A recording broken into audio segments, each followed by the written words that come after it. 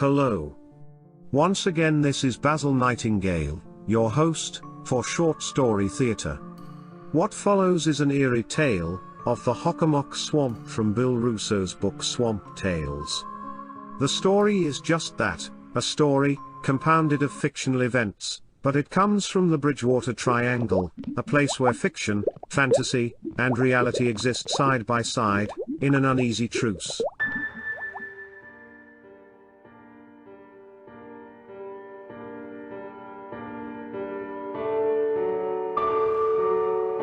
As our story opens, four young friends are huddled around a campfire, just a few hundred yards from one of the small ponds that gets its water from the strange swamp that has spawned hundreds of strange creatures and bizarre stories. They spin a few campfire yarns. The oldest of the group tells a story that could be called The Cold, Clammy Touch of Death. His narrative is derided by his companions, so he offers them a far darker scenario when he relates the bizarre life of Jimmy Catfish of the devilish body of disparate waters called Codfresh Lake. As the night wears on, the stories continue and the tension mounts, until they all fall silent as a noise is heard in the brush, just out of their sight. A tall, gaunt figure pushes his way through the dense bushes and walks towards the fire. He was an older man with a shock of white hair that fell to his shoulders. Holding a thick walking stick in one hand, he hugged a 40-ounce Colt 45 malt liquor with the other. He was trailed by a large dog with rounded ears that stood straight up. And he had a rough shaggy coat. His eyes glowed reddish-orange. The dog, or perhaps it was a wolf, padded along on huge paws, as big as men's winter boots. The man was Joe Santini himself. The wolf dog was his canine friend, Rip. Santini is a legend among those who know the Hockomock Swamp. An expert farmer, hunter, trapper and fisherman as well as a successful inventor, his skills had brought him considerable wealth, and the means to transform his acreage into a wildlife preserve and sanctuary. As a taxidermist, his expertise was unmatched and he was able to demand, and get, exorbitant fees for his work. He was just as likely, however, to charge no fee at all, if he mounted a fish or a bird for a friend or for one of the many young men in the area who worked part-time for him. Let's join our young friends now, and take a seat around the smouldering fire as Joe Santini introduces himself.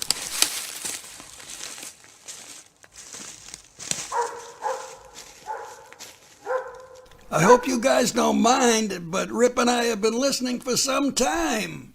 Freddie, when you started to tell about some of the things I told you, I thought perhaps everyone would like to hear these stories directly from me. So if you guys will allow me, I'll take a seat by the fire. Come here, Rip. You take a seat too. Hey, make some space, guys. Give Rip a little extra room in case he wants to stretch out. Young Bill Ritchie heaved a half-dozen good-sized logs into the pit and in a moment, a roaring blaze illuminated the faces of the man and the dog. Rip's eyes had that scary light bulb look, common to dogs and creatures of the night. But the wolf dog's eyes glowed blood red, instead of the customary yellow. All four of the campers noticed, but nobody mentioned it. "I'll share you a story about the Hockomock Swamp," Joe told them, as he took a long pull from his 40-ounce Colt 45 malt liquor. He removed something from a shirt pocket and flipped it to his canine buddy, who snatched it from the air in a flash. When Rip's huge, powerful jaws clamped down on whatever bit of food Joe threw, the noise cracked the silence of the night, like the slamming of a car door.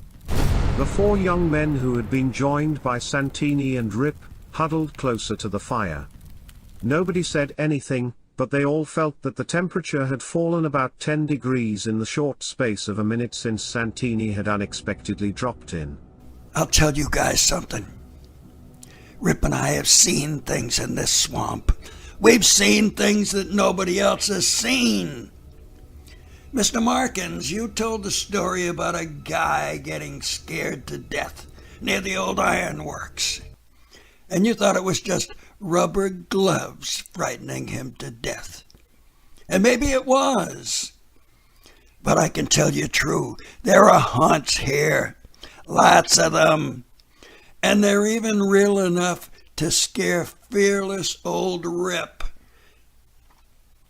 Now, I'm going to have to admit that I've never seen any Bigfoot creatures or even pint-sized Littlefoot creatures like that man in the Bridgewater Triangle movie saw.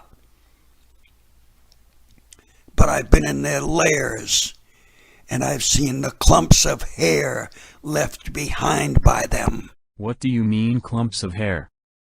Just that, Mr. Markins. Over on the other side of my fishing lake, I saw areas where a few rough lean-tos were built from fallen logs and branches. When I checked inside, there were piles of hair everywhere. I picked up one huge clump that was big enough to fill a trash can. I stretched out some of the hairs to see how long they were. Many of them were over 5 feet. I think that they probably shedded in the summertime to keep cool. It almost looked as though they had saved the piles of hair to use for pillows. Behind the lean-tos was a mound of fish bones over 1 foot high. I had noticed that fish were getting very scarce in the pond, and I figured that a group of otters must have moved in. You know, one lone otter will eat between 5 and 10 pounds of fish a day. A group of them can clean out a fish pond in a single season. So I circled the pond, looking to get close to those damn otters.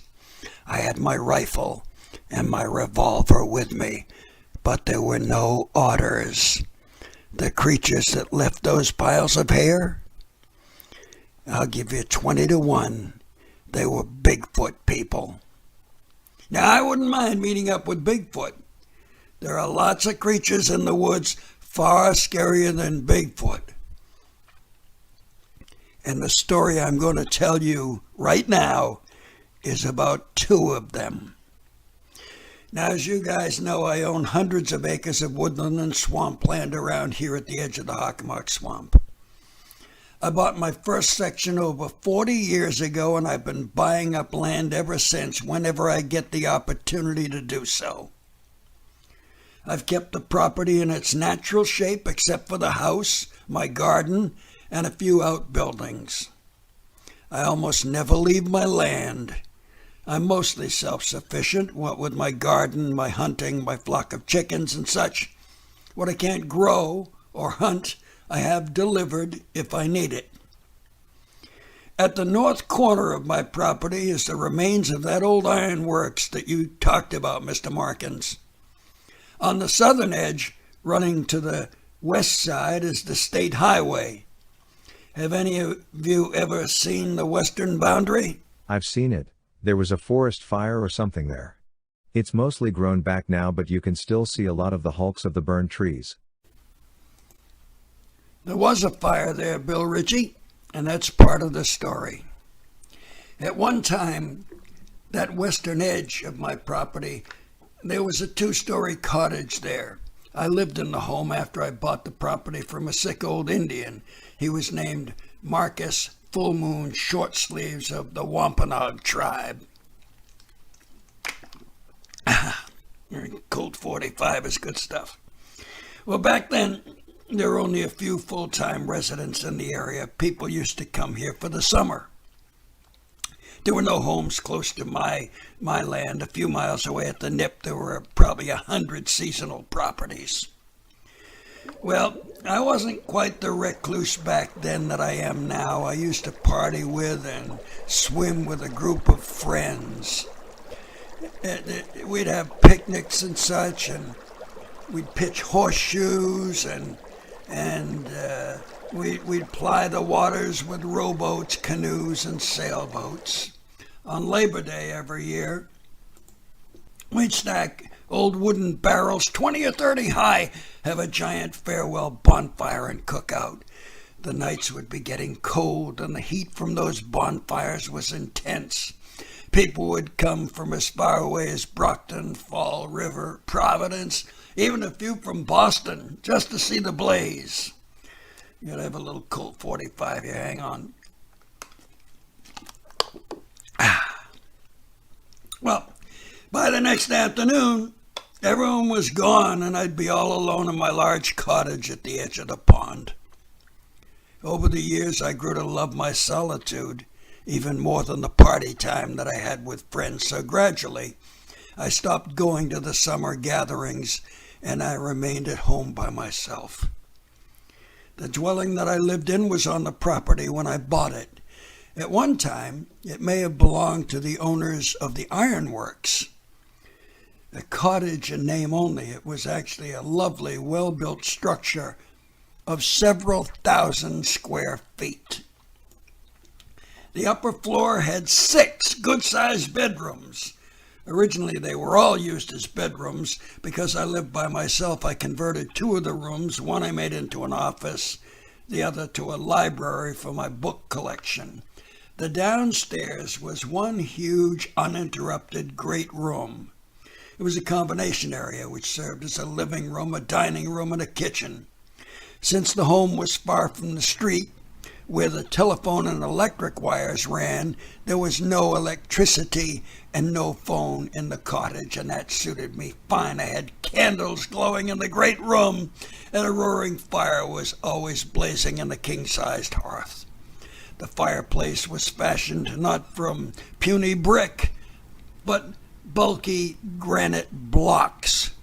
Much of the exterior of the house was stone, giving the cottage the appearance of a medieval castle. Hang on a second, another Colt 45 I need.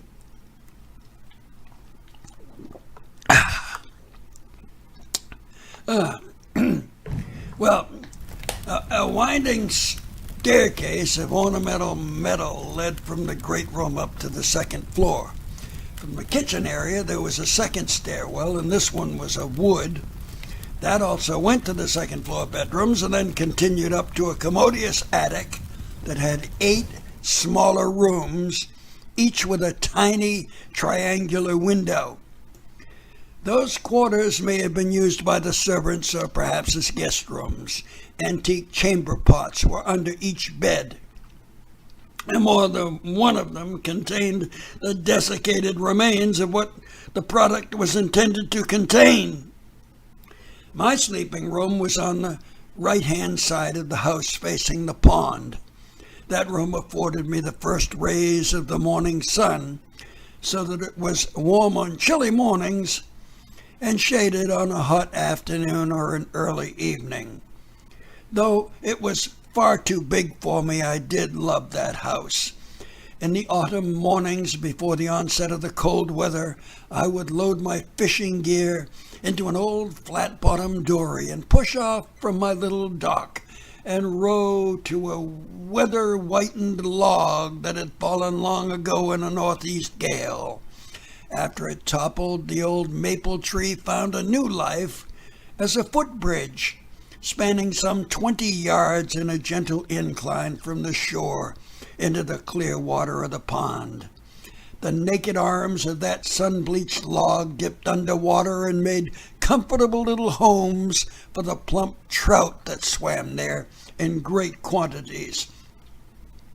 In less than an hour, I was almost always able to fill my creel. On the rare occasions the trout did not respond to whatever I was offering on my hooks, the pickerel were only too eager to volunteer for breakfast duty.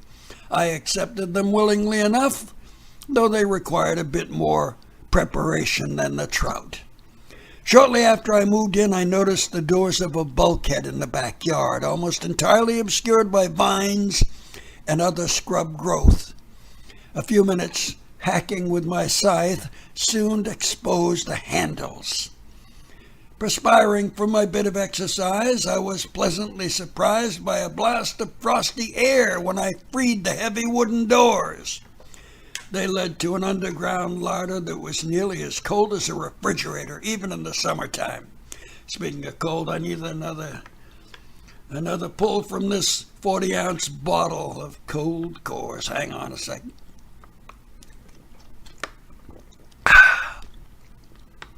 Where was I?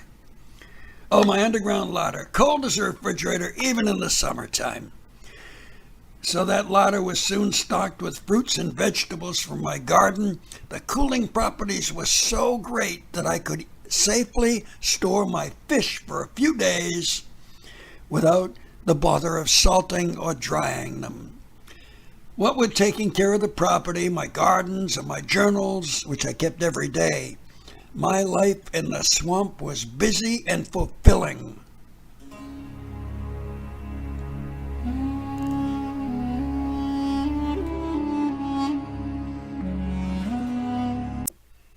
And yet, as time went by, I found I was not sleeping as well as before. I would wake up in the middle of the night and listen. I was not sure what I was listening for, but I felt certain that I needed to be listening for something. Hold on a second. Rip needs a treat. Let me get something from my pocket and toss it to him.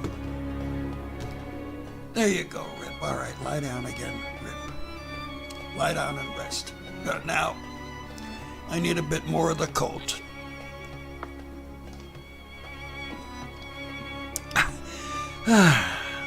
One more.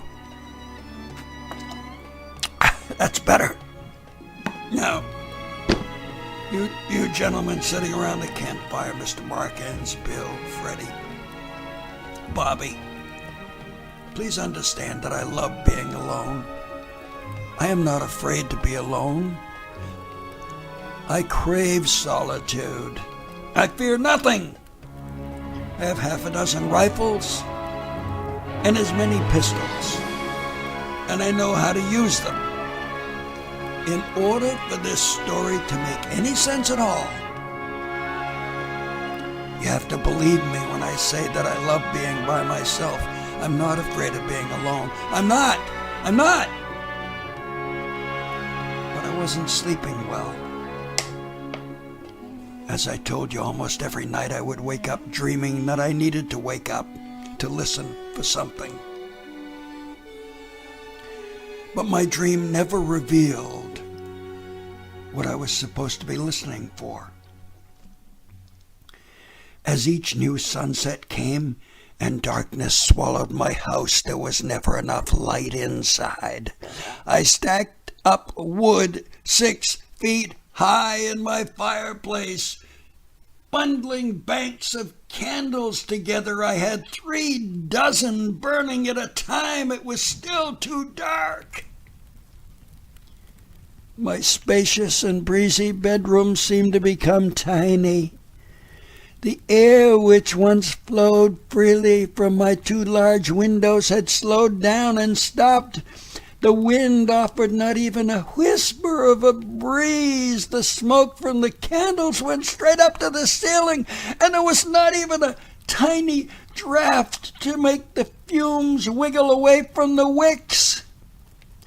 My own breath also threatened to cease.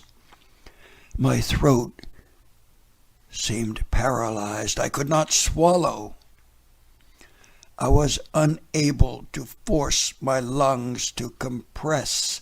Even my tongue had been stilled by some unseen evil power. Every morning at 2 or 3 a.m. when I awoke, I was forced to scramble down the spiral metal staircase to the great room. There, I could breathe again. My tongue was loosened and began to wag once more. I was able to swallow the mouthful of phlegm that I had been choking on. My heart stopped racing, and my respiration slowed to normal. The next day, before sunset, I dragged my bed down the ornamental stairs and set it up on the ground floor near the dining table. Feeling hungry for the first time in a week, I went to the larder and selected a pepper, an onion, 1 tomato, a head of lettuce, some cheese, and some fish. I cooked and ate a double portion of food. Exhausted, I laid down on the bed. and fell asleep just as the grandfather clock, standing guard by the dining table, chimed 8 times. 12 hours later, as the clock again chimed 8 times, I awoke.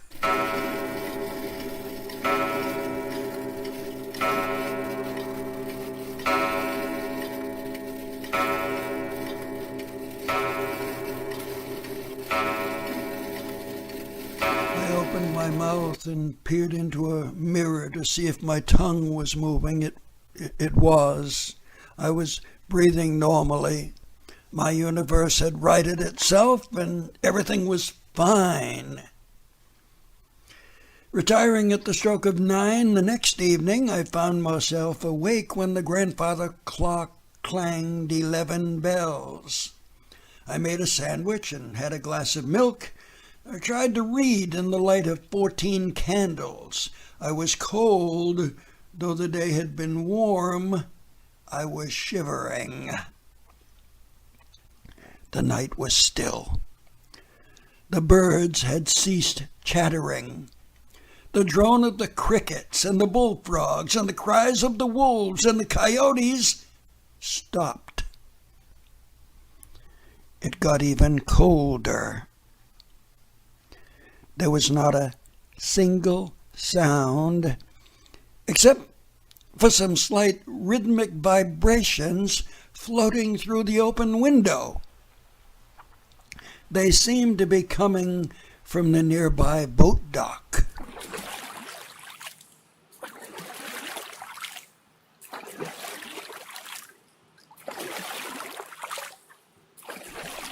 The sound grew louder, and I knew that it was the sound of rowing. A rowboat was heading towards my boat dock, breaking the stillness of the airy night. I soon heard the noise of oars being pulled from their locks and placed across the seats of a small boat. I heard the soft thud of a vessel bumping up against the automobile tires that I had affixed to the sides of the dock. Shivering, I rose from my bed and crept over to the cupboard where I had a rifle and 2 boxes of ammunition. I was frozen both by the temperature and by fear. To help stop the shaking, I went to a closet and took out a heavy black robe and put it on. The long black garment had an oversized hood which I pulled up until it fully covered my head, leaving only a peeking space in front of my watery eyes. There was a full moon that cursed night, and an eerie, frosty light streamed into the house through the windows on all 4 sides of the great room. Outside, it became as bright as the morning twilight, though the clock lacked only a few more minutes before it would strike 12 loud gongs. From my stand near the open window, I saw 3 figures emerge from the boat, which turned out not to be a rowboat as I first thought, but a large dugout canoe fashioned from giant birch trees, such as were plentiful in this land 400 years ago. The unholy trio that departed the dugout ranged in size from massive to diminutive, and they traversed the walkway from the dock to my front door in order of their size. As they drew to within 20 feet of the cottage entrance, I got my first clear look at the leader. He was over 7 feet tall, but had the stance of a 9-footer, counting his full war bonnet. Made from eagle feathers, the giant man's headdress displayed a grisly string of scalps, coup, taken in battles to the death. Worse yet, one of the scalps was fresh and bloody. Obviously a once important chief, the fighting man had his face painted in war colors. One side was blood red. The other half of his face, from the middle of his nose to his ear, was painted midnight black. A large scalping knife was clutched in his right hand, while his left hand held what looked like it was an amulet made from a tooth, perhaps a bear. The second in line was half the size of the leader, old, shrunken, bent over. He jabbed a walking stick in front of him, poking the ground as he plodded along in the manner of a blind person. He wore no chief ornaments, being dressed only in ragged dungarees and a much patched denim shirt. As they neared the knob of my front door, I realized that the third shape, the smallest of all, was actually being dragged at the end of a rope by the old shrunken man. Although how he had the strength to drag a person, I cannot explain. I realized, too, that the third figure was actually not as small as he had seemed. The lack of size was due to the fact that they had folded the body like a pretzel. I said body because I could tell that the unfortunate creature being dragged was dead.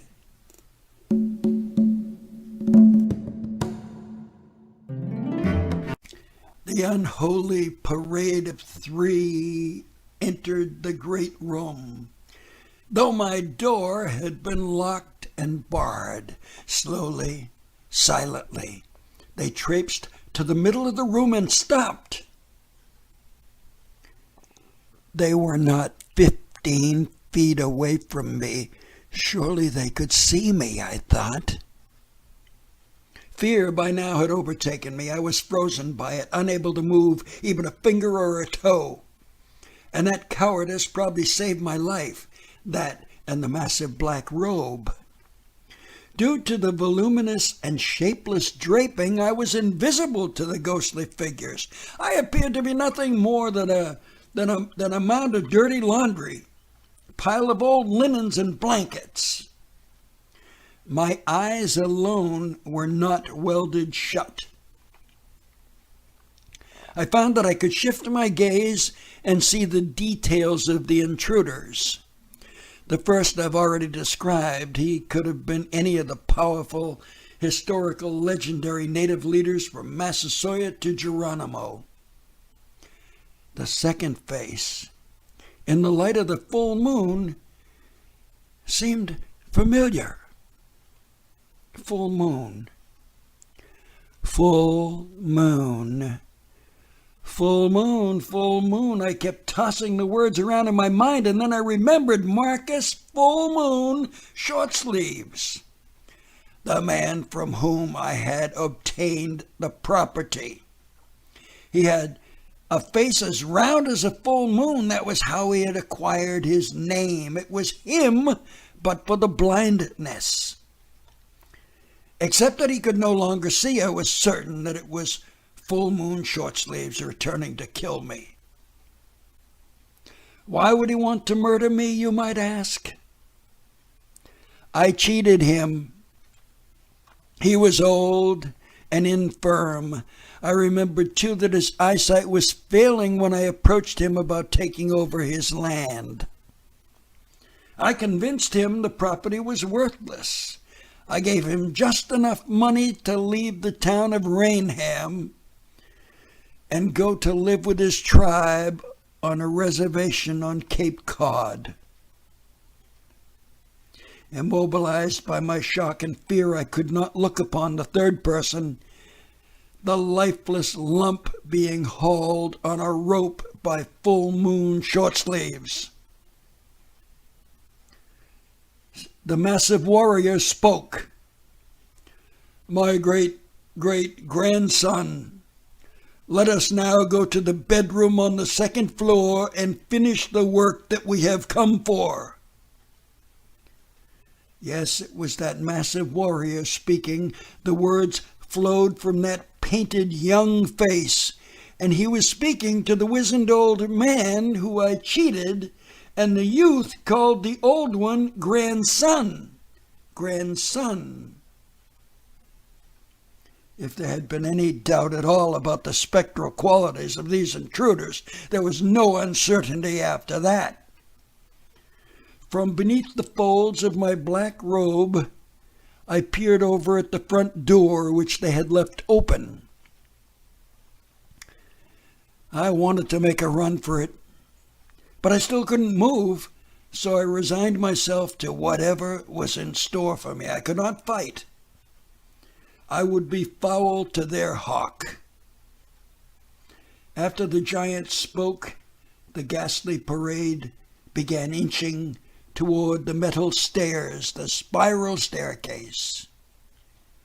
Creeping along in a halting pace, they started to ascend the iron treads, dragging the body behind. After what seemed like a full hour, they reached the top. The grandfather clock by the table struck one chime, a second, and then no more. It was 2 hours past midnight. The airy figures made straight for my bedroom, which I so fortunately had abandoned. Angry shouts emanated from upstairs when the specters realized that the sleeping prey they anticipated was not in the room. Mournfully, the apparitions marched back down the stairs with a rhythmic thumping trailing behind them as the body banged its way from stair to stair.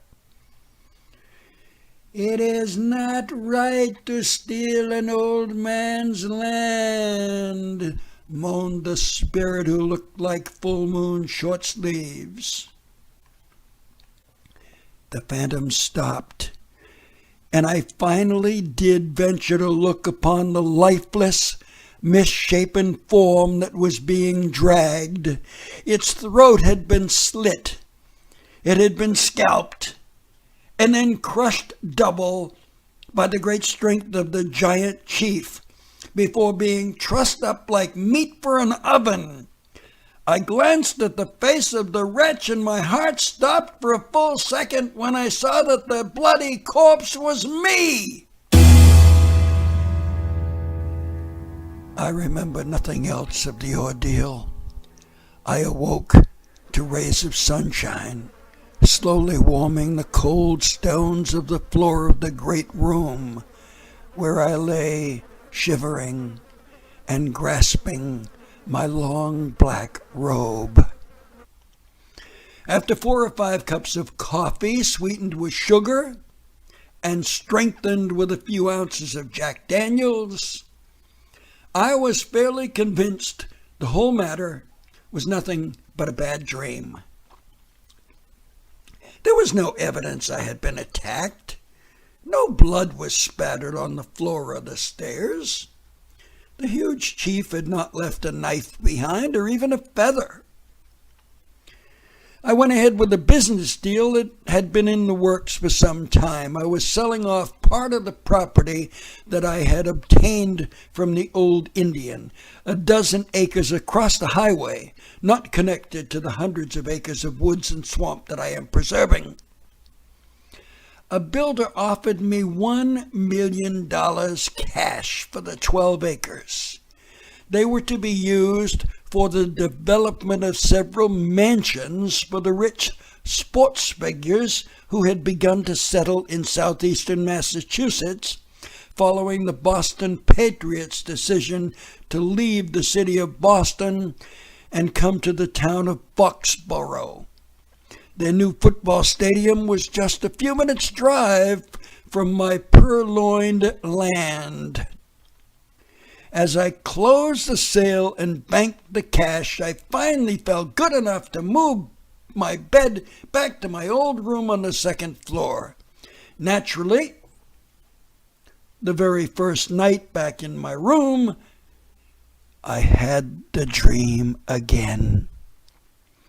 And every night from then on, I was haunted by the unholy three. In later variations of the dream, I was still alive, even though my throat was slit. Still alive was I, though I had been scalped, bent in half, and dragged up the metal stairs. One night, as I lay cowering before the apparitions, the bloody, trussed-up me spoke to the other me who still had a scalp. "Joe, we cheated the old man," he gurgled with bloody bubbles floating out of his lips. "We'll never be free of the ghost until you make it right." As always in the morning, my liquor-filled coffee made these dreams just that, dreams. That's all. Bad dreams, that's all they are, bad dreams. That's what I said. As I dressed for my appointment with my banker one morning, I reached for my shoe and found there was something in it. It was a scalping knife, exactly like the one the big chief held in his hand. It apparently had been dropped by the towering warrior during that night's dream. I kept my appointment with the banker, and I told him to find Marcus Full Moon Short Sleeves and give him the $1 million. Tell him a distant relative died and left him the money. Tell him he won the lottery. I don't care what you say to him. Just give the money to Full Moon Short Sleeves.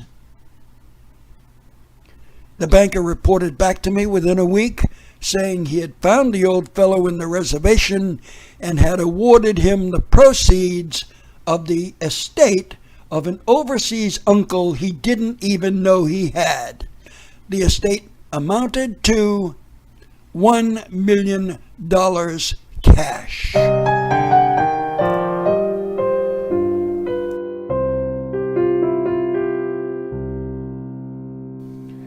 One month later, I had an eye exam with a specialist in Mashpee in the middle of Cape Cod.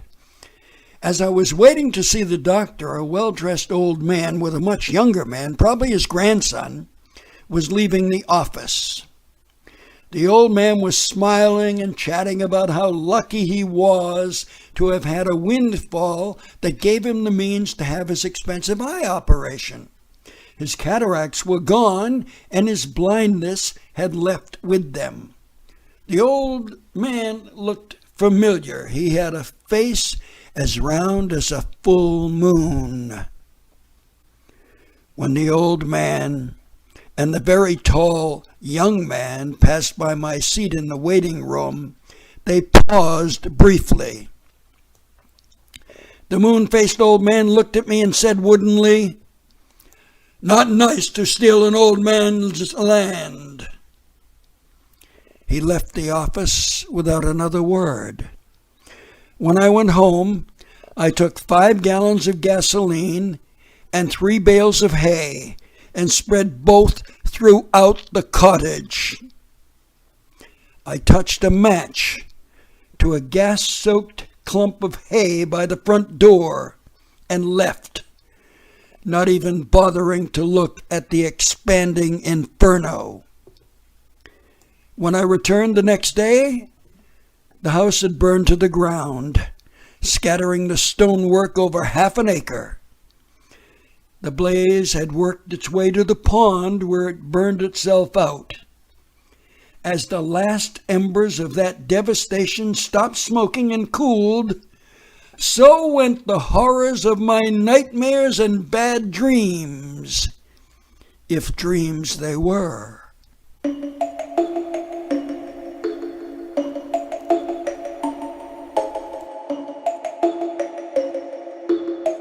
And so closes Death on a Rope, written and performed by Bill Russo. It's one of the stories in his book, Swamp Tales, which is available for free on Smashwords, Kindle, Apple, Barnes & Noble, and all major retailers worldwide. This is Basil Nightingale speaking for the Bill Russo YouTube channel. Thanks for watching. If you like our work, please subscribe to the channel and leave us a comment. And, most important of all, please come back again real soon. Won't you?